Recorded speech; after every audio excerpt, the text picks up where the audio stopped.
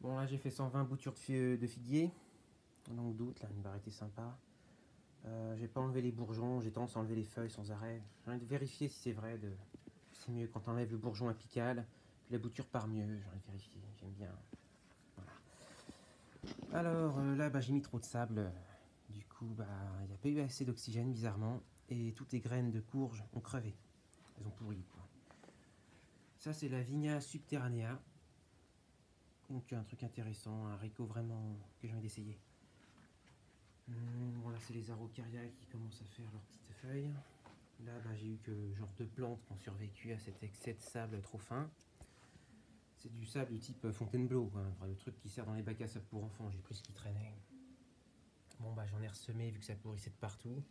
Ça continue de pourrir visiblement. L'oxygène, pourtant il y a un peu de perlite. Donc je suis là surtout pour vous dire, j'ai un projet de potager abouti là. Je pensais faire ça en tôle, mais c'est pas très écologique. L'avantage des tôles, c'est que ça permettait de faire des buttes pas du tout épaisses au niveau des renforts, quoi, ce qui contient la terre. Bon, je vais essayer de faire comme ça, voilà. Du coup, je viens de penser ce matin, là, je vais mettre des piquets, genre du bambou.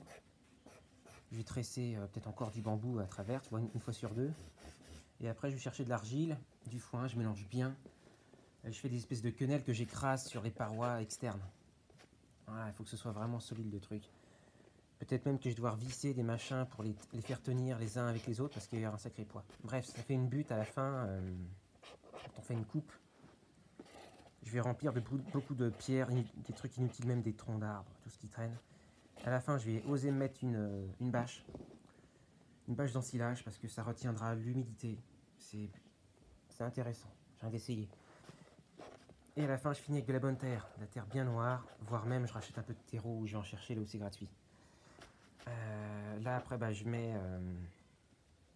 les gouttes à gouttes et puis de l'hernaria, tous les 50 ou 40 cm. Ça fait à peu près 1,10 m les buts. Faut que les gens ils puissent récolter à ma place en fait. Moi je vais installer et m'occuper un peu de l'hernaria pendant 2-3 ans. Des fruitiers nains dessus, un peu de feuillet d'Amérique pour faire de la mi-ombre, des espèces de... Soit j'achète des bandes en cuivre, un espèce de scotch de cuivre qu'on trouve sur eBay, tout ça.